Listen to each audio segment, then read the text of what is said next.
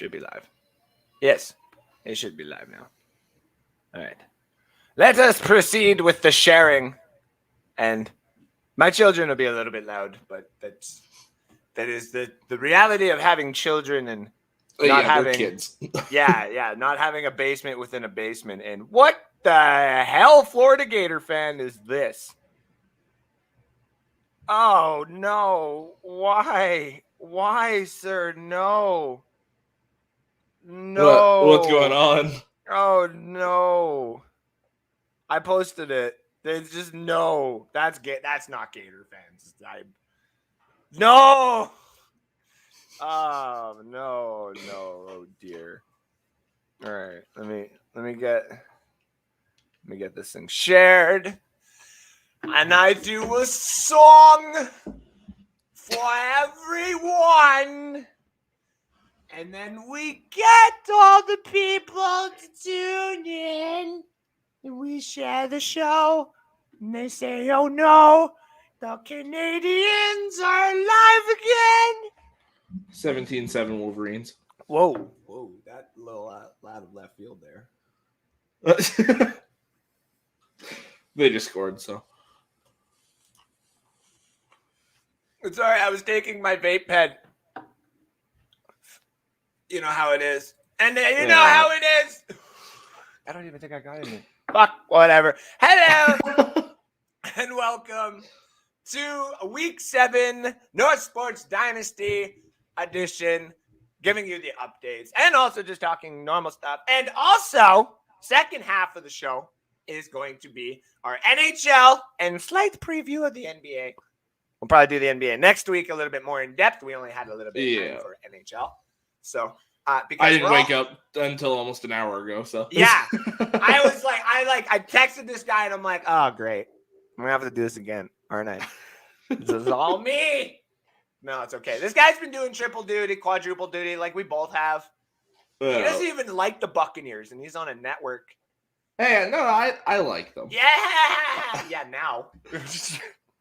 Well, now that I've gotten more into them and know more about them, yeah. Well, this is true. I think everybody at Bucs Report now, because we've won, because we're so victorious, and we win Super Bowls, we have decided to take it upon ourselves to, some of us anyway, have decided to be like Lions fans in a weird way. Yeah, Matt keeps predicting Lions wins every week, and I'm like, stop, dude. It's not Matt.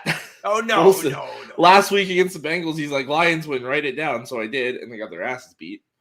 And that was the only game this season where I did not watch till the end. Okay. I got to just after half, and I was like, I don't need to watch this anymore. I said they weren't going to win. I said they might cover, but I didn't think they were going to win. No, they're going to get destroyed this weekend, but I'm still going to watch the entire game because of a certain player on the other side. No, they won't. Yes, they Jared Goff is going to go off. No, stop it. Hashtag Jared Goff goes off. I will say in my start, sits, and slumps, yeah, Stafford and Goff are both in here. Oh, there we go. All right. So, ladies and gentlemen, welcome back. Week 7. This is part 2 of Hell Week in fantasy football. Yes. Yeah. If you know fantasy football, you're playing fantasy football, you know that this week you are fucked. Pardon my language. But for the bet, if your team is built upon a lot of Buffalo and Dallas and Chargers and Jags and Viking and Steelers, all of which have been producing a lot of fantasy points this year. Yeah. Are all on bye week. My one keeper league is looking, or my one dynasty league is looking a lot like the North Sports Dynasty League for your team. Last week I had Josh Allen, Stephon Diggs, Dawson Knox, and Cole Beasley all in my starting lineup. Mm-hmm. And now all 4 of them are out of my starting lineup. Yep, and in the North Sports Dynasty, I got the same problem except without Cole Beasley. It was not easy at all. But it is what it is. I'm going up against the number 1 guy this week, too. It's like, oh, yay. Ooh. So, pulling players out of the taxi squad and hoping for the best. So, ladies and gentlemen, if you're tuning in right now, please give us a like and a share and a follow on any social media platform here on Bucs Report. Absolutely. North Sports Dynasty. Follow us on Twitter. I'm at at Andrew_Fullbear. And he is at Loosemore65. Yep. That's right. See, I'm good at this. We're getting good at this. Yeah. It's like we're almost professionals, almost. Almost. Yeah. Almost. Once I get the new job and I'm all like, but like for my Monday to Fridays and stuff, and everything will be so much better. So much better. Even though I don't want to quit my herbal lessons job. I like telling people not to buy your stuff. No, I'm just kidding. Yeah. I tell people not to buy it, and I work there. So yeah, right. So, ladies and gentlemen, give us a like, give us a follow. Go follow us. First half of this show is basically football, talking some fantasy football. Gonna give you my picks for the week here as well, if I can get that banner up. A couple of picks for you guys to take tonight. I got Detroit plus 150 against the Canadians. Give it to me all night, and also Seattle's home opener. That's right. Everybody's been talking, the Kraken suck this year. Look at them. They started their fucking season on the road. Yep. Even if you're the best team in the league, if you start your whole first 6 or 7 games on the road, you're going to suck. Yep. It's not going to go well for you. You want home advantage. And now they get to sit in a brand new arena called Climate Pledge Arena, and it's opened to the public, and it starts tonight. So I got them as one of my picks. And also the over 6 right now is giving you money. Go and take it.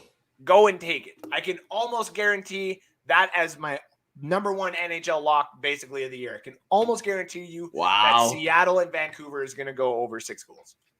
Not 6.5, over 6 goals. Calling it right now. Also in the NFL, my 4 locks of the week I figured I'd put in there. I got the Cincinnati at +6. Kansas City and Tennessee, I had it at -5.5. I can get it at -4.5 now, so I'm going to take that instead. Houston versus Arizona. Arizona should be -100, or should be -18, not 18. -180. Though that one I'd be a little more concerned about. That one could possibly happen, to be completely honest here. It'll be very close. You know what I totally forgot about as well? There we go. Fixed it. The one thing about this game, the Arizona game, that that number scares me. It really, really does. But I totally forgot for a little bit there that J.J. Watt is playing for the Cardinals, and that J.J. Watt came from the Texans, and that his little thing on the sideline, his little thing on the sideline there, was like, dude, no excuses. We are the fucking best. No excuses. I'm like, okay. I think I Houston next, and they all came from that place. Oh no! No! I don't think it's going to be very hard to cover that 18-point spread. Didn't the Bills beat them 40-0? Yeah, Isn't that what it was? Yeah. I'll look for something close to that. Yeah. I might sprinkle $1 on Houston to cover it, just so I feel better for myself. Okay, what happened the last time you picked Houston to cover? Okay, I won't pick Houston anymore. Speaking of Houston, they're just like most options in your free agency waiver wires in most of your leagues right now, there isn't too many options. Most of the options have been taken or are on bye. So even if you want them and someone has dropped them, you're picking them up for a week and then you get to use them, which I've seen a lot of people do in a few leagues as well. And I'm like, why are we doing this? Come on, I thought we were better than this. But it's neither here or there. Alex, what are your thoughts about Hell Week here going into it? Honestly, I was looking through my fantasy teams, and I'm gonna get through this better than I thought. The only one that our North Sports League, my team was supposed to lose before Hot Dog and Pop even put in a quarterback. Mm-hmm. So that one I don't make it out very well, but Dalvin Cook is essentially my team at this point, and he's out. Yeah, you're welcome. Although, you know what? No, it's closer than I thought. We're inside of 10 points of each other. So maybe I put him on upset alert this week. We'll see. But I mean, the other ones, I'm better off than my opponents are. So I'm okay. A lot of people, though, like we said, this is going to be a brutal week. Yeah, but we're coming out of it. Yeah, me and you are trying to get to the playoffs here as well, because me and you being eliminated from our own damn league would be really crappy. Yeah. But the one thing that makes me feel a little bit better is the guy that kicked my ass in the championship game is going to get the first overall pick by the looks of it right now. So I don't feel that bad. The fact that I could still swing a little bit here. The one thing that I am pissed off about, though, is the redraft league that we did this year. Yeah, my team is not like I keep having like close games, but I keep losing. Yeah, well, and that's why I had to go on that rant the one time about me, where it's just like, how do I keep losing these fucking weeks by 0.1, 0.56, and then 3, and then 5? I'm like, this is ridiculous. But the one thing I am a little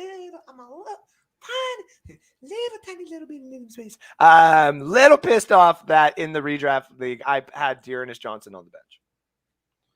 Oh, no. Yeah. Well, you got to think of it. So my lineup, but just as a quick overlook right here, Jalen Hurts quarterback, right? But all the people that I could have replaced him with, I have Joe Mixon and I got Chuba. There's my 2 running backs. So it was basically a toss-up for me between Chuba and Dearness Johnson there. In my flex is Robert Woods and Calvin Ridley. Yeah. That's the reason. So for me, it was like I already have my number ones. They're set. So I'm just taking it to prevent other people getting the points. I didn't think he was going to get 24-8. What the hell? Yeah, that's rough. Oh, man. So I'm really hoping Carolina kind of goes off here on the Giants a little bit with Chuba and Moore. But that's the redraft one. I'm currently sitting in second last, which is just like, well, I'm in last. So wow, okay. See, look at us. Why is anyone watching our show? No, By the way, and follow. Listen to this roster and tell me you think I'd be in last place. I have Lamar, Alvin Kamara, DeAndre Swift, AJ Brown, Deebo Samuel, Mark Andrews, Chris Edmonds, Darnell Mooney. Like, yeah, I don't understand how you're Mike in last Williams place on the bench. I don't understand. That is a weird one to me. So, get a couple comments in here. Teresa Baxter says, y'all need to share a comment and like the show. Teresa, thank you. My homie. I love you. Lions in an upset. Wow. You know what? If you're going on the board, buddy. You're going on the board. I'm putting CC. I'm saying CC. Yeah, CC says Lions upset. There it is. And if you want your comment on the board for next week, I know I'd have to go a little bit wider here. Let me see if I can. There we go. Yeah, there it is. CC says Lions upset. Mine's right behind my head. Christopher Cole. There it is. Lions upset. I want that on the board. If you got a hot take, drop it down. I'm loving it. Let's go blue from your mom. Oh, that's Michigan. That's right. That's right. For a second there, I was like, what? And I was trying to think of the Spartan thing. So go blue, go white. Go white? Well, the Spartans do. Somebody will yell, go green, and then somebody else yells, go white. They go back and forth like that. Okay, I got you. Okay. Go green. No. Okay, I just checking. My 2 upsets are Detroit and Houston wins. Wow. Wins too. Yes. Christopher Cole. Oh my God. Because here's the thing: if it actually comes true, I don't make fun of nobody when they come wrong. I don't do that on this show. No, if it comes true though, I hold. They're like, it's staying on the board, man. I'm saying it stays on the board. So, yeah, man, Houston winning would be. Hold on. Could you imagine if the only undefeated team loses to arguably the worst team in the NFL? I don't even think I have any money left. Hold on, let me double check. Did I spend all my money today? I did. I put so many prop bets out there today. Like, it's not even funny. Oh, and the Flames are already playing. Hold on. Let me see if I already got one of them. Let's check it. I put, so what was it? Against the Red Wings yesterday or the day before? Yesterday? I think maybe the day before. One of the two. I put. Oh, yeah. Day before. It was day before. I put Zadina to have 2 points. Sorry, 1 point. Sider to have 2 points. I know we got shut out. Yeah. But boom, there it is. I put So for anybody who wants to cash in on some money, Vegas is saying the top tier guys in Calgary are the only people that you're going to have to not win money off of, essentially. Like Goudreau. What's the other guys there? Yeah, Kachuk, Monahan. Mangiapane just scored today, and I just won money off of him scoring. I put $5 on a plus 194 for him to just get at least 1 point. Nice. So let's call that one a win. Yeah. Let's lock that one in. So we got some money coming back here today, which is nice. I got Tanev to have a point tonight. I got Hoglander to have a point tonight. Yeah, Mangiapane have over half of a point. Zadina will have one or more points against the Canadians. Will win me $19 if that happens tonight as well. Wow. Yeah, I got a few. I got faith in the Red Wings right now. So we'll talk about that. They're playing really well off the start. Yeah, we'll get to that later. Which they do, which they always do. So yeah, that's what worries me. All right, so let's get into a couple of these fantasy things here. Number one, right off the bat, let's just talk about it. The elephant in the room here. Arizona and the Rams are both playing teams that they absolutely want to dominate. Yep.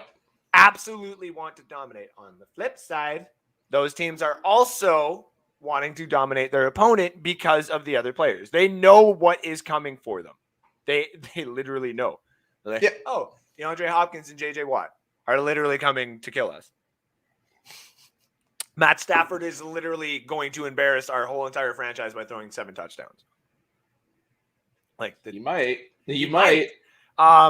So not only in fantasy, if you can, it might be difficult in a dynasty world. I am a little ticked off that I traded Kyler and didn't get the full return that I wanted, but I'm still in a different league. But I'm still happy that I did that because of the players that I did eventually get. That's what I was looking for. Let's go here. Passing touchdowns. Whoa. I want to go to passing yards, passing TDs. So Stafford to have 3 is at minus 108. So at least there's a little bit of money still to be made there. I'm going to be putting money on that later. Now, here's where the actual money can be made, though. I'm going to put money on more touchdowns. What's that? No. I was like, I'd put money on more touchdowns than 3. Well, 4. If that's an option. Yeah. 4 is plus 231. I'd hit that. 5 touchdowns plus 793. That's tempting. That is tempting. I might actually throw like $2. No, I might throw the 5 on the 3. I might throw like $2 later on 4, and I might throw another $2 later. Maybe $3 on 4 and $2 on 5, just to see what happens. But here's the real one. Goff to even throw 2 touchdowns is plus 100. Goff to throw 3 touchdowns is plus 231, and Goff to throw 4 touchdowns is plus 793. That you might be able to tempt me on 2, 3, and 4 now. 2 is still money. That's why I'm like, I'll take it. But the fantasy relevance is people are dangling these quarterbacks, redraft, dynasty, all that kind of stuff right now. They're Kyla Murray and Tom Brady, Stafford. These guys are being just dangled out there right now in dynasty leagues. Hell, even in the one league where I'm kind of rebuilding, but I've got my running backs finally that I want for the future, and I'm getting picks finally, and I still have a competitive team. Yeah. Tom Brady, I have put out there, and people are testing the waters on Tom Brady. It's not working. Interesting. But Stafford, a lot of people at the beginning of the year in a redraft, I almost got him at the second last round. Remember that. Yeah. I would have had quarterback number 3 or 4 to 5, maybe 6 in the second last round. When we do our dynasty, our last dynasty, because North Sports, we're going to cap ourselves at 4. And I know Alex has got 2 or 3 going on right now. I got 3. Yeah. And we're going to cap ourselves at 4. So that way we don't overextend ourselves too much. But we're going to have the North Sports Dynasty one. Alex is in a different one as well. Alex also has set up his own. And I'm in a different one, which is more of like a major money league. But then we're going to do one more this offseason. And that's why we also put it down into the comment section, I guess. Not the comment section, but the title of the show. Into the little blurb. If you want into that, we're going to make it a spectacle. Like right after the Super Bowl, give everybody a week or two. And then we are going to go hard into having a redraft. It is going to be at most, I want 12, but if we do have a lot of interest, we will move it to 14, just like we did this league that we currently have. We'll have everything set up. We are going to vote on how we want the system structured, everything like that. We're just getting all the names. We have about 6 to 7. I just know off the top of my head. So if you want to represent yourself in a Dynasty League, which you've heard us talk about, you get to keep the players after the big old redraft unless you drop them or trade them or whatever. And then we do the rookie draft right after the actual rookie draft in April. And then we just continue on. And then we just enjoy. That's the way it goes. So it might even be a keeper league. Who knows? We don't know yet. So stay tuned. If you want in, just message us, drop us a message, drop us a comment, whatever, direct message, North Sports Dynasty, direct message, Bucks Report, whatever you got to do. Just get in on it. We'll get you guys set up. Everything is going to be on the Sleeper app because that's just the easiest way to do everything. But if you want to do Dynasty, you want to be able to own Tom Brady for at least one more year. You want to be Alex and own every Lion player for the inevitable rebuild that it is. You want to be don't do that. No, he doesn't. If you want to be like everybody else and go for every top tier player as fast as you can and then not know anything about some of the other players that get drafted later on, Khalil Herbert, Roundtree, James Patterson, all those guys I talk about, all those things can be done at North Sports Dynasty when we start up the new league. So let's talk about some of the players that will be helping your leagues this year. And we'll start it off with the 5 starts. I got 4 running backs and a tight end this week. Oh, yes. Number 5, I'm going to start it off with Dallas Goddard. It's just one of those things. It's not a weird placebo effect. It's one of those was it Shaq? Like the gypsy thing on the VHS? It's like, nah, everybody, it was Sinbad. And all that kind of stuff. It is the week that Dallas Goddard gets to come back. Zach Ertz is no longer there. Yeah. So he is the number 1 target again. And he is going to be the number 2 target now. So I got him in the starts. If you have him in your league, put him in there. Enjoy. Now the guy who's been taking reps out of his pocket is completely gone to Arizona where he can get all the reps he wants. Enjoy that while you can. Alex, who you got for number 5? My number 5 is Jameis Winston. Going up against the Seahawks this week, who have absolutely no secondary. I said kind of jokingly on the NFL edition on Thursday that this would be the game that some of those people come crawling out of the caves and stuff to start talking about Jameis Winston being a dark horse MVP again. It's not gonna he's not gonna be in the MVP conversation, but I do see him throwing. Even if he throws a pick or 2, he's still gonna throw 3-4 touchdowns against that awful Seahawks defense. I'm sorry, I got a vape pen, and you said Winston, and I just had. I knew I was gonna get a reaction out of you. I had to take my vape pen because you're a son of a gun, bringing that name up in my show. I hate you. 24-7 Wolverines, by the way. Why would you do that, Alex? I'm just kidding. It's actually a good call. Winston would be a good start. Oh, look at that. I screwed myself out of it. I'm going to put it back. No, Winston is actually, despite my, apparent love for Winston and all its Winston chants. Fair enough. It is a good call. You might actually get, some consideration for award of some kind.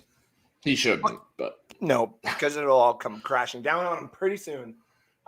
Number 4 and number 3 are all kind of in the same boat here for me. I got Devin Booker for the Giants, and then I got Khalil Herbert of the Chicago Bears. I am not going to fall victim of the Myles Gaskin bullshit again. Thank you. I'm not doing that. I've been saying that. I'm not doing it. That being said, Khalil Herbert, for me, is one of those guys where he's like, oh, we're going up against the Bucs defense. Yes, I know.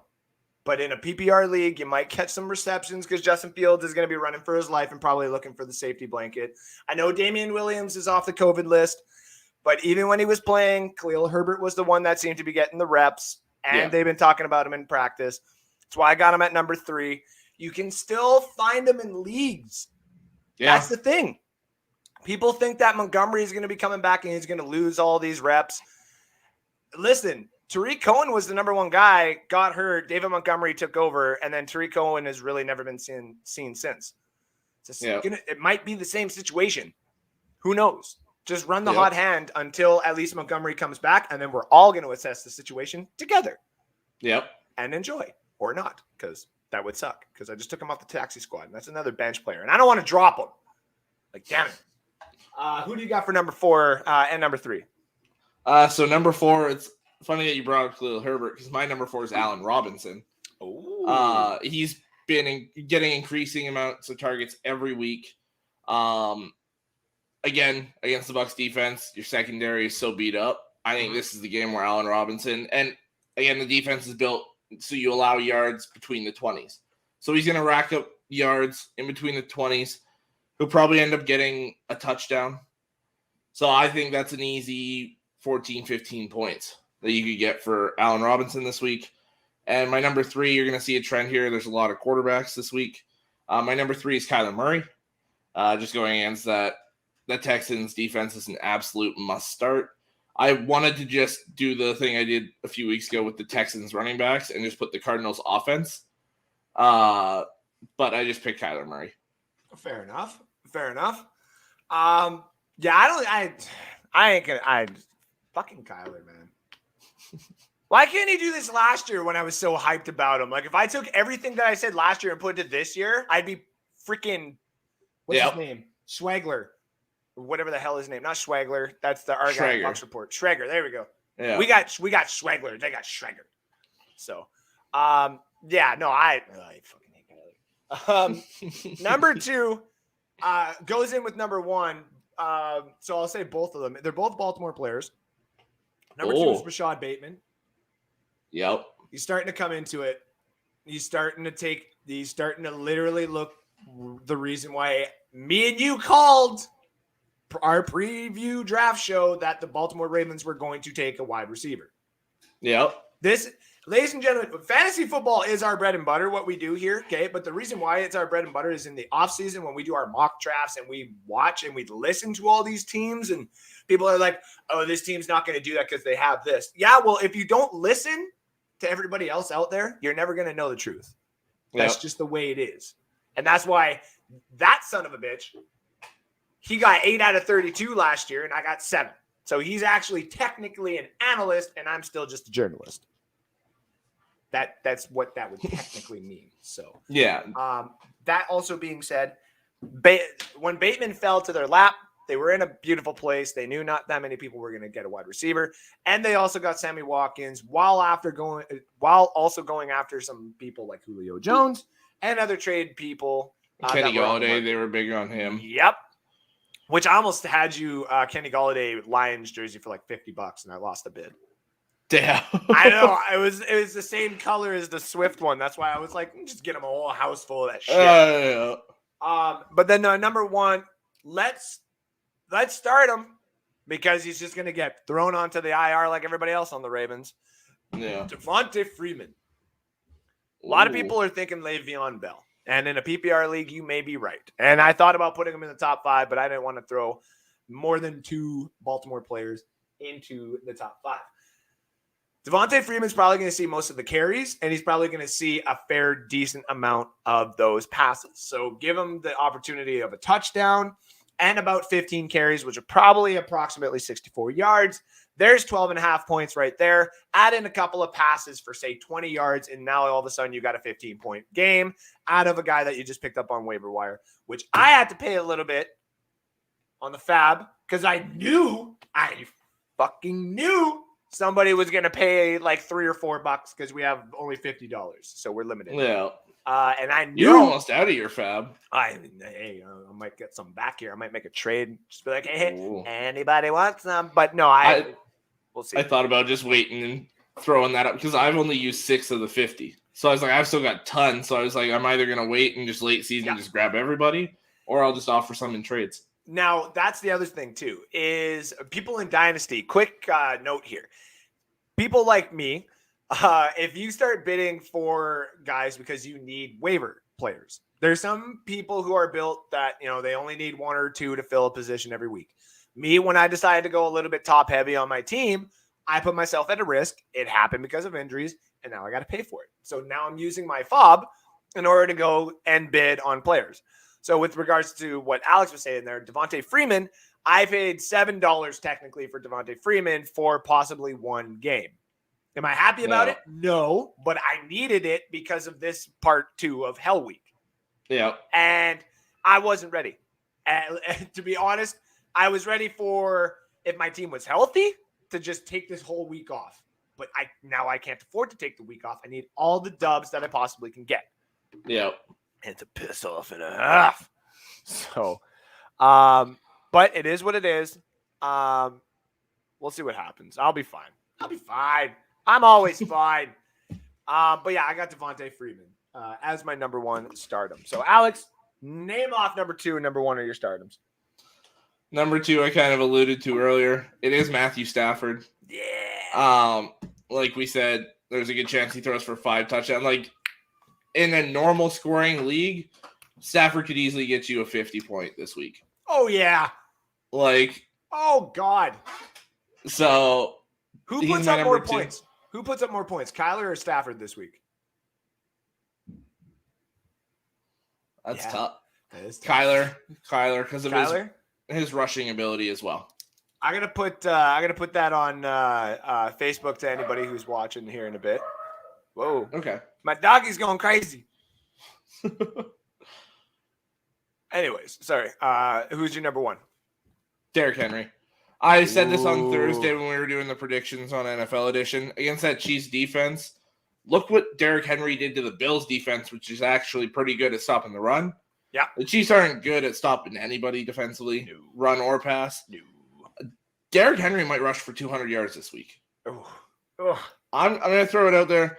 160 yards and 3 touchdowns. Jeez. Okay. Damn. All right. So that was our 5. That down so I don't forget. Yeah. So those are our 5 stars. Mine in order: Dallas Goddard, Devin Booker, Khalil Herbert, Rashad Bateman, and number 1, Devontae Freeman. Alex, your 5 again in order from 5 to 1. Oh yeah, Jameis Winston, Allen Robinson, Kyla Murray, Matthew Stafford, Derrick Henry. Fucking A. All right. Now the sit-ums. We'll do quickly. I'm going to go 5 to 1, and then I'll let Alex go. Sit at number 5, Le'Veon Bell. Like I said, Devontae Freeman's probably going to see most of that work. Le'Veon Bell is just coming off the practice squad. I could be wrong. That's why I only got him at the number 5 spot. But I still wouldn't hold off on putting Le'Veon Bell in there. Number 4, Marcus Callaway. Yeah, he had a big game last week or the week before that. Cool. He's coming off of a bye, and they might plan around him. I don't want to take that risk in a flex position, especially in Hell Week. I need some people who actually know that they're going to see some targets. Yep. Number 3, Cole Kmet. It's a shitty week if you're a tight end owner and you don't have a top tight end. Yes, it sure as hell does. That's why you do not want to just sit there and put Cole Kmet in if you can get him off of the waiver wires. He is someone nice to have in Dynasty. That's why I got him in the Trout Man. But it hasn't been nice putting those guys in the starting position until they actually get into the full role that they're supposed to be. Don't put Cole Kmet in yet. Number 2, Tyler Johnson of the Tampa Bay Buccaneers. Antonio Brown is gone. We're losing our wide receivers like we did last year to the Bears. Everybody calm the fuck down. We're not going to lose everybody to the Bears like we did last year. Tyler Johnson is a nice person to put into the flex position if you absolutely need to, but he's not necessarily going to go off like Antonio Brown has been, like everybody thinks he is going to. If anything, it's going to be the Chris Godwin week. Have fun with that. Number 1, Dante Pettis for the New York Giants. Yeah, there's a lot of injuries there. And he is the number 1 waiver wire pickup in almost every league, every app that you see out there. Wouldn't buy into it just yet, though. Stay cautious, relax. We don't even know if Daniel Jones is fully starting. We don't know if Daniel Jones has any chemistry with him, whether he is starting or not. So I don't want any part of that. I want everybody to just relax a little bit on the Dante Pettis train. And that is my 5 sits from 5 to 1. Alex, give everybody your sits from 5 to 1. So we got number 5 is TJ Hawkinson. Had Taylor Decker, the left tackle, been back healthy this week, he would have been a start for me. But it's the same situation with Gronk. There's going to be a lot of time spent helping block, especially with Aaron Donald rushing off the edge in their pass rush situations. Hawkinson's going to be left in a lot. So I would sit him this week. Number 4, I had Damien Williams. Just because even though he's coming off the COVID list, everything you said about Herbert, when it applied to Williams, just copy and paste that here. Okay. Number 3, I have DJ Moore, the receiver from the Panthers. James Bradbury is a very underrated corner for the Giants there. Actually, I'd say easily a top 10 corner in football, if not top 5. So I don't like the matchup there, and Sam Darnold hasn't looked good recently. So I would sit DJ Moore, even though he's probably going to get number 1 targets. Yeah, I don't necessarily think it's going to amount to much this week. Number 2, I have Matt Ryan.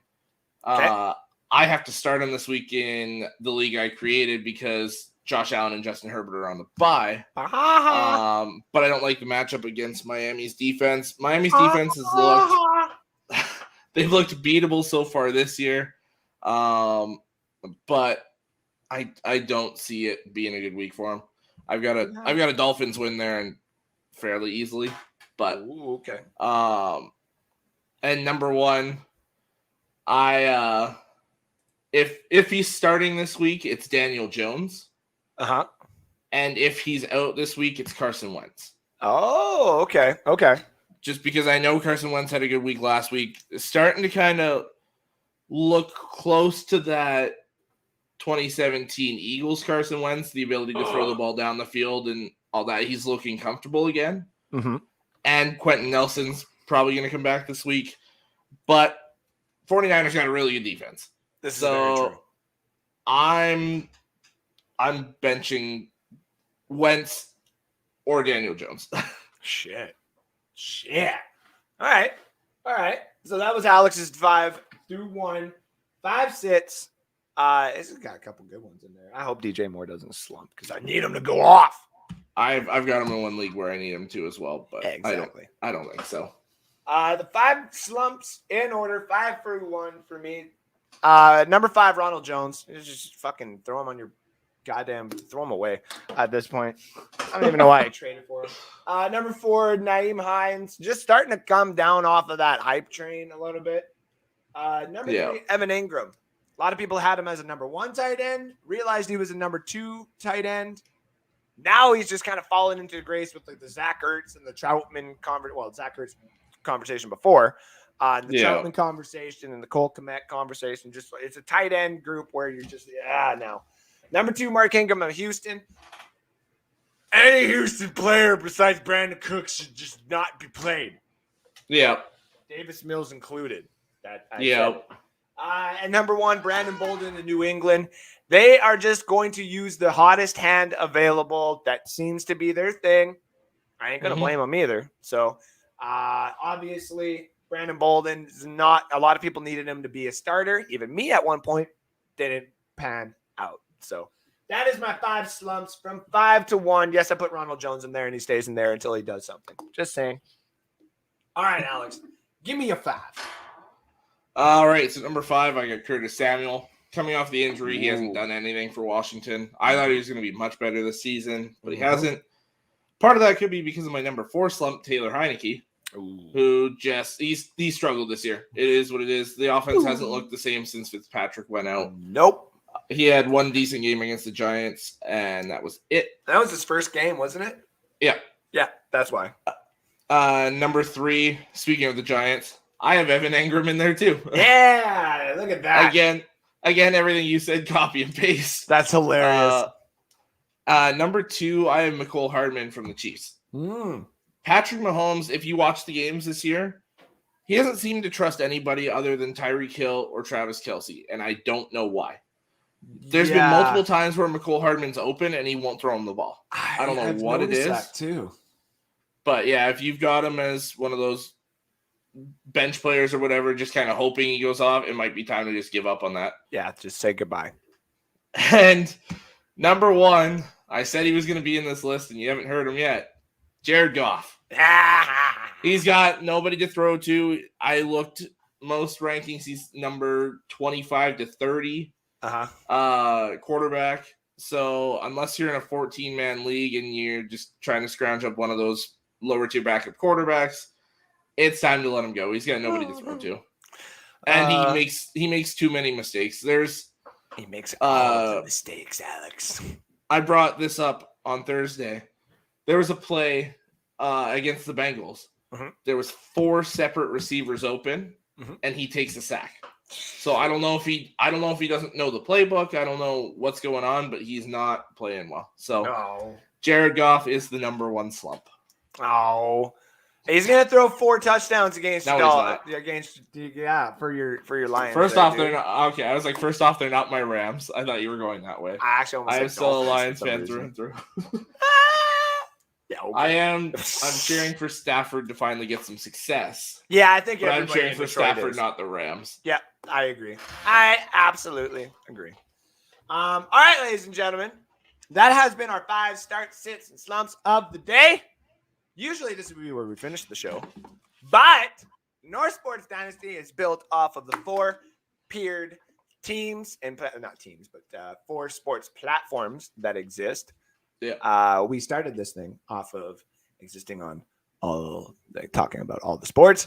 At least I did anyway. First show I did, I freaking talked about every damn sport in existence. And now it has evolved into having a co-host who happens to be a Red Wing fan as well and a hockey fan as well. So what we are doing now is we're going to end the show. We're not going to end the broadcast or anything like that. We are just basically telling all of our viewers that this is the end of the football talk. It might actually pop up here and there. We're going to have a couple of memes. We're going to have a couple of fun things going on here, but we're going to be talking hockey here for basically the next half an hour. Basically giving you a rundown of the NHL and the Canadian Olympics. We're just going to give you a preview of what we think is going to be the standings for the NHL. And we're going to give you our Team Canada roster. And basically just talk more about the Red Wings, the Lightning, the Oilers, the Kraken as our main teams of focus. And we'll talk about your teams as you drop them down into the comment section. Absolutely. So what I basically do is I just put up this little thing right here. Boom. And I give everybody about 30 seconds to get out. And I put up our new little thing here. Basketball will be Thunder and T-Wolves, obviously. But yeah.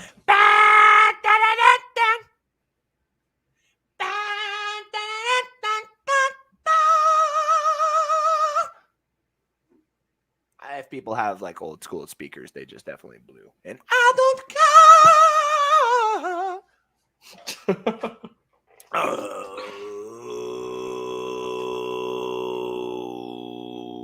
Okay, I can actually do that voice. I saw Dune yesterday, and now my voice wants to do the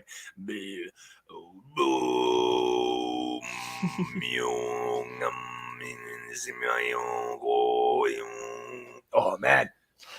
That actually felt good to do, and I'm like, I'm crying all over again. That movie was so fucking good, Alex. You have no idea. Yeah, Johnny was Johnny after the show on Thursday, he stayed up to watch it. And then we did our show last night, and we talked for another 2 hours after, and he's like, you know what? I might watch it again. Dude, yeah, no, I fucking might just take Kim to go watch it because I wasn't able to take Kim. So, oh, it's so good. People do not understand. I got about 20 seconds till we hit the 45-minute mark. So I got Dune talk for about another 50. Like Sand Desert Zendaya is like creme de la creme. First of all, are you Javier Bardem? Amazing, and all the sounds, like the little helicopter thing. My little nerd boner went off, man. It was insane. I was like, it was so good. Hello, everybody, and welcome back. That was a quick little transition. We are now into North Sports Dynasty Talk Hockey Edition. That's right. Now we are finally getting into a little bit of the hockey talk. Yeah. I've been playing too much NHL 2K, and I have been enjoying it way too much. But here's the problem. I actually bought that game so that I can be the Kraken. Haven't been the Kraken one fucking time. I've been the Red Wings, and now I am playing as my own team I built, which is literally just taking the Arizona Coyotes and turning them into the Quebec Nordiques. That's all I did. Okay. And I traded everybody. And everybody's so I know we just transitioned to hockey. Uh-huh. But you probably should have taken that 24-point spread. For which one? For Michigan. It's 33-7. Damn.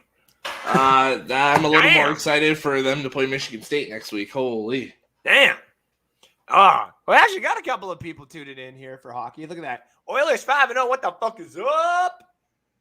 And then Jared, don't talk about the Leafs. Yikes. No. I was actually saving my rant for this episode, and it's going to be about the Leafs, but it's not about what you think, Jared. So stay tuned for about like 3-4 minutes. We'll get into that. But yeah, so this is the NHL talk here at North Sports Dynasty, something that a lot of people have been waiting for. Got about a nice half an hour, maybe 45 minutes of hockey talk. We wanted to obviously get this up before the season, but Alex has been doing fucking like triple, quadruple duty. And by the time he was going to come up on that one episode, he was like, I can't, Andrew, I can't. And I'm like, you son of a bitch, you promised. He's like, I know. There's so many bitches in my house and I can't tell them to leave. Yeah, totally. I'm like, you. That's the story we'll go with. Yeah, exactly. And I really apologize if your mom and dad are watching this. They probably are. Yeah. Sorry. I was like, they know where I was. So. Exactly. So yeah, everybody knows here we are die-hard to the core Red Wing fans. That doesn't mean that we don't talk about every other team. We literally live half an hour away from where the Oilers play. Actually, you're probably like 10 minutes away of that. Depending on traffic, yeah. Yeah, depending on traffic, yeah. And I live about halfway from that. So that also being said, the Oilers are 5-0, beating the Golden Knights last night 5-3. Really good start to the season. We'll talk about them a little bit more in depth here. The Kraken not doing the greatest. I believe they're 1-4-1. I believe is what they are. I think so. Yeah. I might be wrong. But the other side of it, too, is I was like, what? Oh, hi. Bye. Okay. See, this is distracting for the show when I'm live here. I know. Okay, sorry. So, yeah, the Kraken not doing very good. Their arena just opened up. Love you. See you later. They just opened up their arena for the home games. It's going to be kind of fun. We'll see what happens if they can when they actually get this home game little streak going on. They got the Canucks coming into town. It may not be the easiest thing I have seen, but a lot of people have been coming at them really hard. They're cracking this and cracking that, and we'll get into them in a little bit as well. As for there's proof on that. Yeah, we'll get to that here in a few. We'll get in depth here on every team. What was the other team I was going to bring? The Lightning. A lot of people here at Bucks Report, big Lightning fans as well. I know we're not necessarily fans of the Lightning. We have our little rivalry that goes back to when the playoffs kind of started the way that they are now. The Cronwell game. Yeah. Let's be real here, Tampa Bay Lightning fans. You wouldn't have gone nowhere that year if it wasn't for Cronwell playing in Game 7. Depleted. And I was pissed off, but whatever. Now, I will say this. When it comes to Lightning, like, I grew up watching Stamkos and Sarnia, so I'm a huge Stamkos fan. I like Kucherov. I like a lot of their players, but it's just like, ugh. Yeah. It's not say hard to watch, but also at the same time too, it was to be expected, but I do think that they are eventually going to get better. Now, before we get into all those teams a little bit more in depth, let's talk about our fucking Red Wings. Yeah. That offseason that we had was so fun for the first time ever. Yeah. We got a new goalie, which we haven't really seen yet because he let in 6 goals in his first game, and we don't like that. And when I say Jeff Blashill doesn't like it. To be fair, that game, there was 13 goals, first of all. Yes, there was. Both ways. And I'd say probably about 8 or 9 of them were just bad bounces, one way or the other. Mm-hmm. Like it was first game of the season, a lot of those mistakes shaking off the rust. Yeah. Give him another shot. That's what I've said too. But also at the same time, like, Greiss is really good in the position that he is given right now. I like the fact that we might go Greiss for like 5 or 6 games and then start doing like all the rookies, right? Because when we played Calgary, and I do fear we might have something tonight against Montreal. Montreal might come in and start being this Stanley Cup caliber team that they were. It's just completely possible. I don't think it is going to be, though. I really don't. No, I think I'll believe it when I see it. Yeah, I do got I got Zadina scoring or getting at least 1 point, and I got somebody else from that game at least getting a point as well. I got a lot of money on the Seattle and Vancouver game, though. That's I said, fuck it, let's go Kraken tonight. I thought maybe, you know what, it's a Saturday night. It's maybe my teams will start winning, or I'm just gonna have to play NHL 2K tonight all night and actually see myself win. Because I'll just force the win. I don't care. So yeah, we did that. We got Nick Leddy. We got a number 1 defenseman in there. And the best thing is remember back in the day, we used to laugh. Like when Larkin made the roster, we were like, oh, we never do this. Now all of a sudden, Sider's in there. Raymond's in there. Like all these rookies. Like a lot of really young guys, and they're all playing really well. I fucking love Zadina. And know what I love even more? Having his rookie cards for very cheap. And every goal he gets, the earlier he gets them, those things become valuable.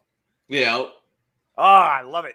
I love seeing the power play, and it's Sider and Raymond and Zadina, and it's just like this core that we're building, and they're all in key positions. It's like, just keep this up.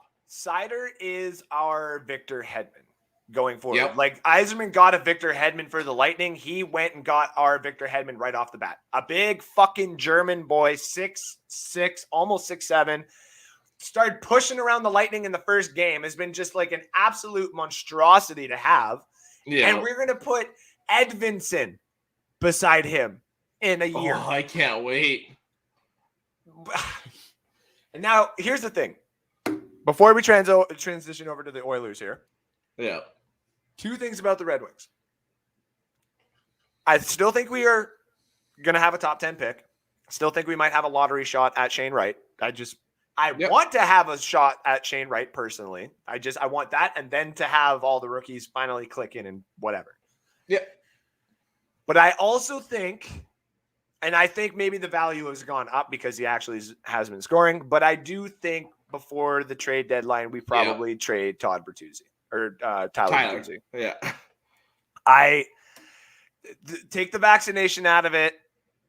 I just think he wants to win. We're not necessarily going to fully win this year. I think he's going to get kind of like brought up in the trade scenario, like the Mantha situation was. A lot of people will be shocked at first, but then, you know, like you guys got to realize too, like Verana is injured. Yeah. So when he's gone, if we do trade him, we'd be getting whatever we're getting back for Tyler Bertuzzi and Verana. Plus Verana, yeah. So it's not going to be that bad. The only thing I am worried about is if this core that we used to have does start getting traded, like Tyler Bertuzzi this year, Larkin conversation would probably start getting brought up in the offseason. There's a reason he does the hometown discount. I think so too. I think so. Born and raised in this area, I think he wants to be here. Kyle, tuning in tonight, says Oilers for once have depth. The fact that they can win with Koskinen in net speaks volumes. Oh, God, don't say that too loud for a couple of guys I know. People have figured out Vasilevsky now. What? Red Wings do look a lot better striving in the right direction. Speaking of striving in the right direction, let's talk about your Oilers here really quick. Yeah. I have said this season and in the offseason, the Duncan Keith move was needed, but a very hard pill to swallow. I said that Ryan Nugent-Hopkins re-signing was some of the stupidest things ever because if he actually played good, he's getting it. He's not getting enough money. And if he doesn't play good, he's robbing the Oilers. Yeah. That's why I didn't like that move. Also, the Zach Hyman signing, in my opinion, was actually really good. I was like, you need to do that. You needed to do that. You need to bite the bullet, pay the money, go get a guy, and get him in there. I didn't like bringing in Mike Smith. I will admit that till the day I ain't even going to deny it. Said, screw this guy. But that's just I didn't like the 2 years for him. I wanted a 1 year with Mike Smith just based on how he played to finish the season into the playoffs. Mm-hmm. That was some of his best hockey of his career. This is true. And then, so I thought 1 year deal, bring him back in, find your young goalie. If it's Stuart Skinner to bring up and find your replacement. Yeah. What you said with the other, like the Hyman, Nugent Hopkins, all them, and Duncan Keith. Mm-hmm. I liked the idea of the players and what they bring to the team. Yep. It's just you had way too much money tied up in like 6-7 players of a 25-player roster. That's like 3/4 of your salary. And that's the thing is we don't want to get too tied up in it. You know, I don't want to get into it and say like, oh, screw the Oilers because they're, overpaid. They're 5-0. Yeah. And people are like, it's it's still, like, it's early in the season. Yeah. Okay. But they're 5 games up. It's not a 3-game winning streak. It's a 5-game winning streak. So now even if no matter when in the season it is. Exactly. So, and some of these teams that they've beaten, like against the Golden Knights, are in the division. So you gotta take a look at the Oilers for what they are. I understand, even though I still think they should have taken Victor Wallstedt. That's just me. Yeah. I understand they want more scoring just in their farm system. I get it. I get it. And that guy did look good during the preseason. He played very well. Yes, he did. But it's just like Jesper Wallstedt was right there, your young goalie. Yep, and you traded back so that Minnesota can get him. That's the other thing. Because like I have a weird feeling that if you're those types of trades come back and haunt you in the ass. That's just the way it is. Couple little key points about the Oilers this season. The winning streak may come to an end. They may go on a losing streak eventually at some point in the season, but it doesn't mean they're going to be a bad team. They're still going to be, in my opinion, before we get into it, I still got them finishing number 1 in the Pacific. So I do as well. Exactly. So no real anything there. Just no. Now I will say for the Oilers, we might find out the character of the team this weekend because they decided since they don't play till Wednesday, they're staying and doing all their rookie parties and everything in Vegas. So if any stories come out, you might start to see the character of this team. Yeah. I think Keith and them, I think they'll keep them in line, but I hope so. They better. At least they don't have Eberle and Hall and Yakupov. Oh my God. Yeah. God, you imagine? Yeah. All right. Just like imagining, can you imagine the Kraken? Yes, they are finally into the league. We have the Kraken. The team has been built, and it's been rather lackluster, to say the least. They've done okay. They've tried to keep it. They're a scrappy fucking team, that's for sure. You will not push them around without fighting. We've seen that. But they do lack the one thing that a couple of guys have been screaming at me. They lack scoring. Yep. Okay. I get it.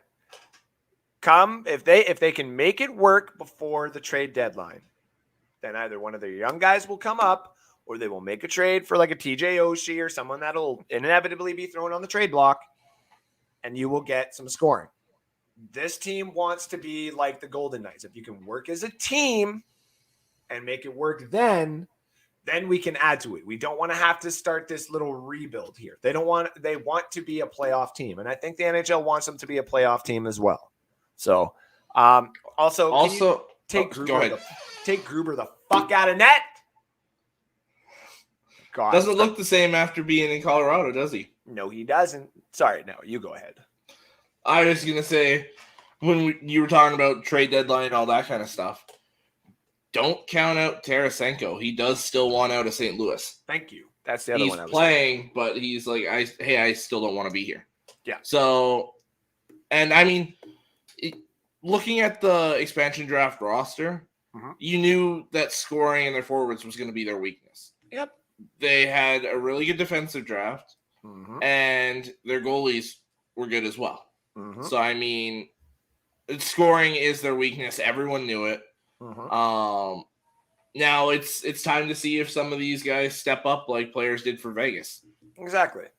And if they don't, like, I understand that the first time around, it was like, you all are rejects. You're going to Vegas. It's like, whoa, what? Now it's like, you're not all rejects. You are just kind of rejecting. You're going to Seattle, where it's like, yay-ish.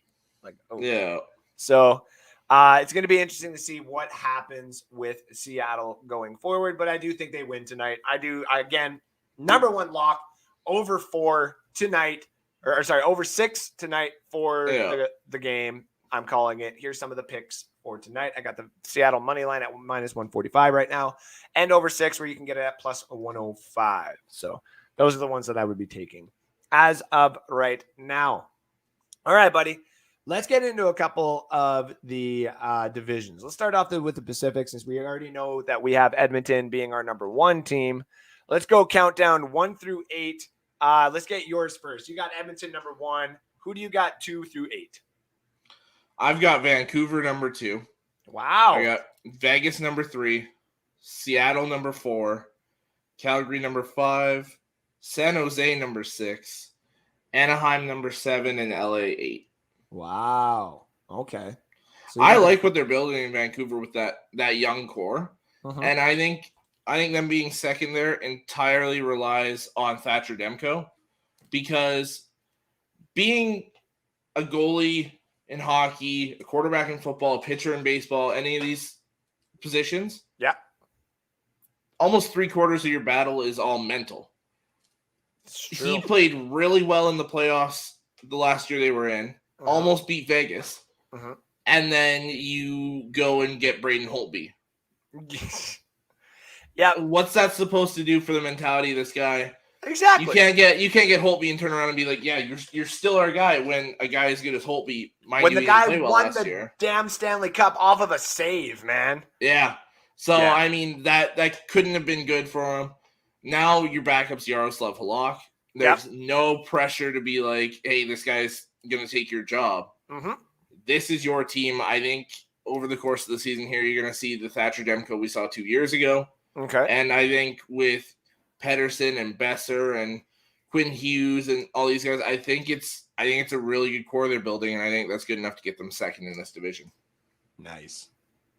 I like that. All right. So my 2 through 8 here, I got the Golden Knights finishing second still. I got Vancouver third. I got Seattle 4. So basically, we just move a couple of our guys around there. I got the Kings actually finishing 5th. I got Calgary 6th, Anaheim 7th, and San Jose 8th. The Kings are kind of up and coming. They got a lot of young talent as well. They're like the Red Wings, just in silver and black. So I don't mind them that much. I think they might be even a sleeper team to even take Seattle out if Seattle does eventually slump here a little bit. So let's keep it in the West.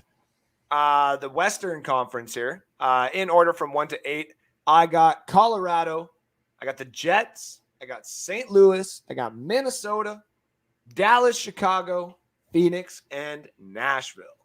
What do you got, my friend?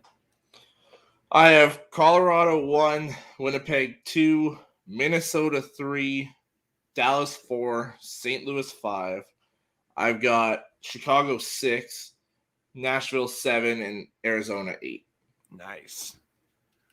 Nice. Yeah, you got Minnesota in there a little bit higher. You got Dallas in there, eh?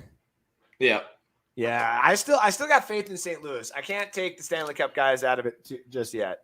To me, it was I was just kind of sitting there back and forth, and all of a sudden I was just like, I went with my gut and said, "Screw it, go Dallas." Yeah. I mean, Dallas could easily get in there too. I got two very similar teams. Yeah, they are. Yeah. I got Colorado, the Jets, St. Louis, and Minnesota as my playoff teams. Edmonton, Vegas, Vancouver, and Seattle as my playoff teams for the whole West there. Yeah, I have Edmonton, Vancouver, Vegas, and Seattle, and then I have Colorado, Winnipeg, Minnesota, and Dallas. Sorry. Yeah, so the only difference we have is the St. Louis then there in the West. Yeah. That'll be interesting. So that's our rankings for the West as of right now. This is our pre-season. We did this before the actual season as well. So let's go to the Atlantic. Actually, no, let's save our division for last year. Let's go to the Eastern first. I got Carolina number 1. I got the Islanders 2. I got Washington 3, Pittsburgh 4, Rangers 5, Philly 6, the Devils 7th, and the Blue Jackets sitting at 8th. What do you got, Alex? We're kind of close. I got Hurricanes 1. I got Capitals 2, Penguins 3, Islanders 4. Okay. I got Rangers 5, Flyers 6, Devils 7, Blue Jackets 8. Nice. You're not that high on the Islanders, I guess, eh? I am. I actually think those 4 teams are going to be 4 very good teams. I think it's kind of going to finish like last year where those 4 teams were very close in the standings. Yeah. I think Washington has a really good year and Pittsburgh has a really good year. As much as I hate to say that. I think it comes down to those vets. I think they're starting to get to the tail end of their years, and they're like, let's go for one more. Yeah, and that's exactly it. Yeah. So we were pretty close on that one there too. Let's go to the Atlantic. All right, our division, our good old division. And if anybody who's a Red Wing fan who is watching, don't think we're going to be, homers and say Detroit 1, because that ain't happening at all. I got Toronto 1, Boston 2, Tampa Bay 3, the Panthers at 4, Montreal 5, Ottawa 6, Buffalo 7, and Detroit last at 8. What do you got, Alex? So I got Lightning 1, Leafs 2, Panthers 3, Bruins 4.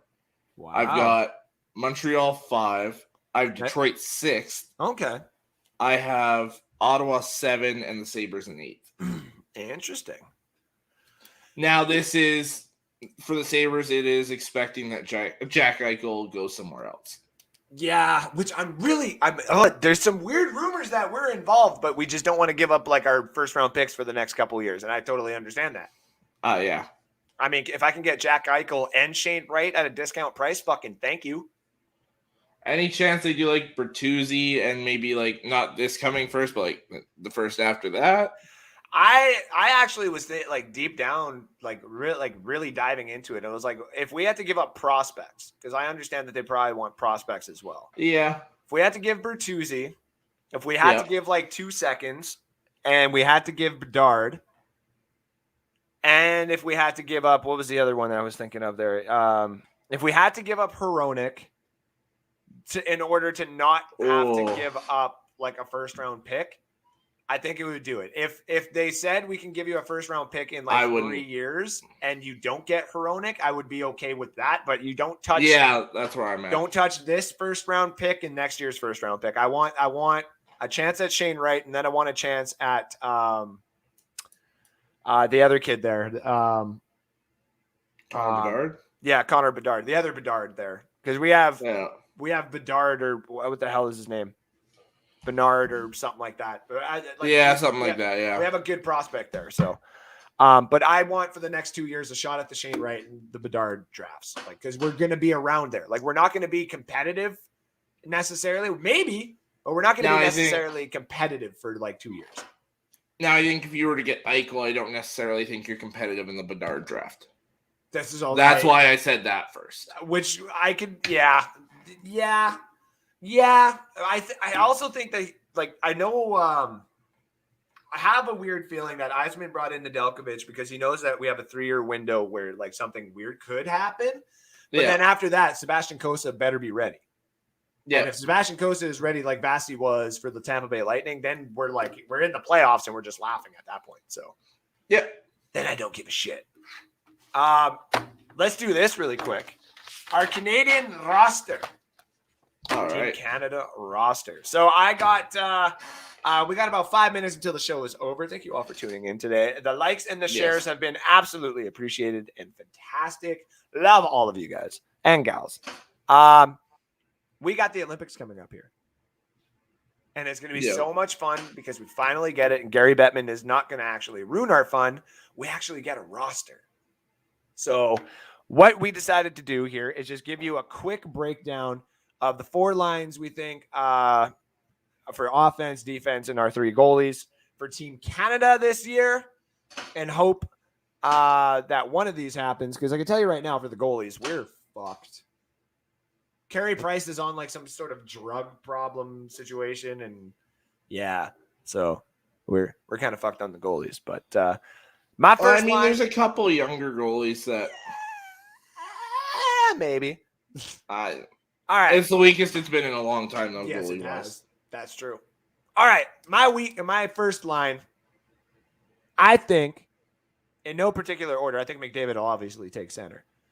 Yeah. But McDavid, Crosby, and McKinnon. Talk about the most destructive fucking line you could ever assemble for Team Canada. Like, holy shit. Anyway, if only we could have had this 4 years ago, Bettman. Fucking asshole. Line 2, I got Marchand, Stamkos, and Point.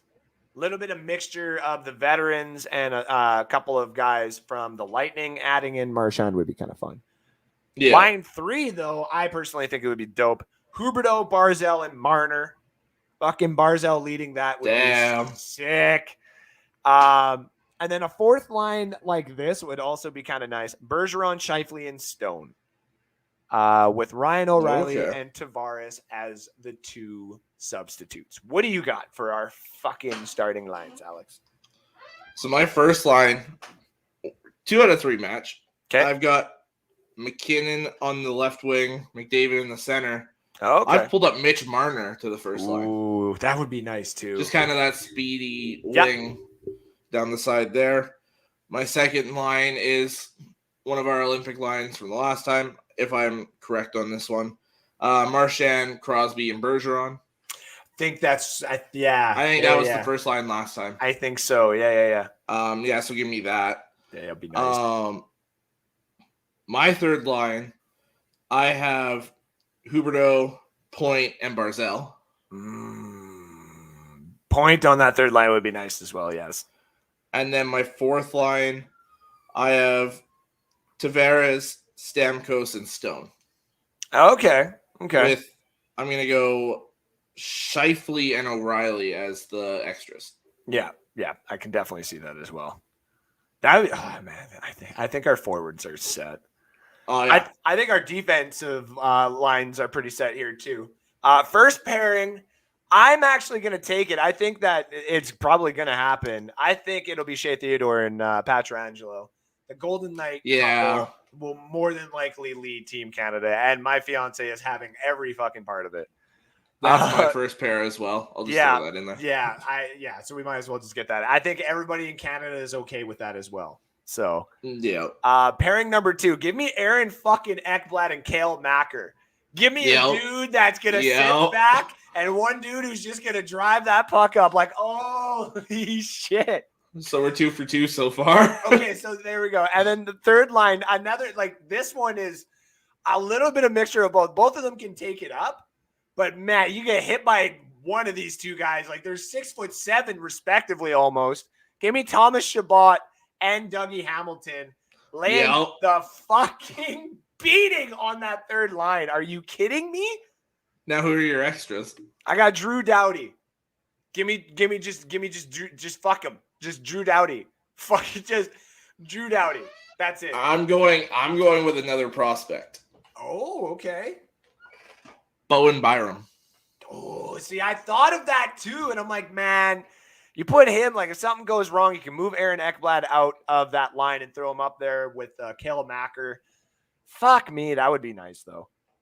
That would be nice. Yeah, so we're pretty much the same. We know our defense is the same. I think Canada already knows what our defense is. So yeah. Now here's the problem: this is the thing we don't know. I have Price with a question mark, and we're just not going to bring Price into it because I think he's out for a little bit. Yeah. I think it will be Fleury, though I don't think they're fully set on Fleury. I think it'll be Jordan Bennington from St. Louis, and I think it'll be Darcy Kemper. And I think that Kemper and Bennington will probably see most of the work if Fleury has even one bad game that's a win. Like if it's 7-6 against fucking Germany, they'd be like, out. Yeah, but it's Leon Draisaitl and Moritz Seider. Out. Yeah. So who do you got? I also had Price as like a maybe. Yeah. But if we're not counting Price, I like the Fleury idea. Just kind of like some of those games where we should just easily win. Yeah. Kind of throw him in there, spare the other guys. Yeah. I also have Binnington. Yeah. But I went for Carter Hart. Oh, God. I don't want to trust our country to that kid. Are you kidding me? I know, but... Oh, man. Here's the thing, though. He's supposed to be like Vasilevsky. If he just pops off and can be the goalie I've always wanted him to be, Philadelphia wouldn't even be a problem right now. Yeah. Oh, man. I don't know if I'd ever... Like, I get it, though. That's the thing where it's just like, do we add him to the roster? And then all of a sudden, like, Fleury would go down and Bennington would play like shit and be like, well... Carter Hart, here you go. Gold medal game. Oh, my God. I don't know about that, that was but okay. Brutal kick. All right, ladies and gentlemen. This has been our show. Next week, when we do this, we'll just give you basically a quick update on the NHL teams. At the beginning of it, we'll be doing our NBA edition, where we're just going to give our predictions for the NBA season. And also before that, since this is an American platform and for our American friends, we will be doing the American Olympic roster for you as well. We will get that set up. We'll take a look at how dominant that could possibly be, I guess. Because you're Americans. No, just kidding. I love you guys. I was like, they'll be one of those top 4 teams as they always No, they will. Because their goalies are actually set. Like insane. Like you guys actually have goalies, which like we don't. Also, I want to get to a couple of these first. Just to let you guys know, here's some of expansion teams and their logos and the years that they actually came out. Let me get that banner out of the way there so you guys can see the Ducks, the Predators, the Golden Knights, the Wild, everything like that. The only team that doesn't exist in here anymore is that top right corner there. They are now the Jets. So, also, a quick question to everybody. Which Canadian team will have the best 2021-2022 season? I'm going with the Oilers. Yeah, me too. Yeah, I think the Leafs are a close second. I will say that. Very close second, yeah. I'd throw the Jets or the Canucks up there as well. Yeah. A couple of funny memes here for you guys too. Lululemon to make Team Canada's official Olympic gear through 2028. That is what our athletes will probably look like, and I am not a fan of that. No, not a fan of that at all. Live look at the Oilers. That's pretty good. It's true. So. The effect of being a Maple Leaf overtime. Oh my God, that's amazing. Especially with another Leaf in there.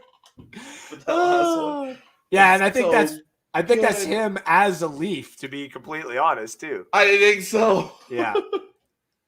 My kid just asked Alexa to tell her a hockey joke, and Alexa said, "What do the Toronto Maple Leafs and Charlie Chapman have in common? You can only watch their best moments in black and white." Oh, savage. Speaking of savage, I am not okay with this picture. No, stop it. No. That's weird. Can we just move on? Yeah. That's disgusting. This was an old one, but Sabres fans waking up today knowing they don't start losing games until Thursday. Sabre fans. Quick look at the Kraken. The Predators gave the Kraken their first franchise win. Nothing to really celebrate, but raise the banner. Speaking of raising the banner, watching your team in the Stanley Cup final and then watching your team get spanked by the Sabres on opening night 3 months later. You're just fine. You guys are fine. Speaking of fine, who needs to play in Canada? I'll win the Rocket against these shit-ass American goalies. Tyler Bertuzzi said that after his 4-goal night against the Lightning, by the way. Just to let you all know. Tyler Bertuzzi's coming for your shit goalies. Actually, no, I don't want that. Not tonight. Not tonight. I think Jake Allen is American, so I need him to get lit up here a little bit. So that's just on me. Yeah. All right, ladies and gentlemen, thank you all for tuning in. Alex, you got any last words for our fans? I mean, other than just the usual, thank you for tuning in. Thank you for all the likes, comments, shares. It helps us out more than you guys know. Yeah, honestly.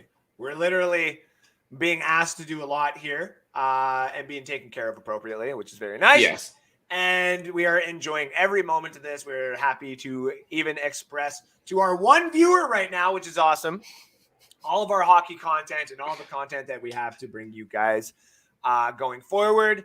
We're trying to get some videos, like some actual like little exit stuff for the show. I just, I needed a better job first. So you guys got to give me time to make some money, okay? I feel the way it is. So, all right, ladies and gentlemen, thank you all. I'm going to put this up and get us the fuck out of here. Enjoy your Saturdays. Like, share, follow all of the platforms, social medias, all that fun stuff. I am one half of your host, Andrew Fulbert. I'm the other half, Alex Lismore. And we are North Sports Dynasty. Take care now. Bye-bye then. And we will see you on Tuesday for our fantasy football update.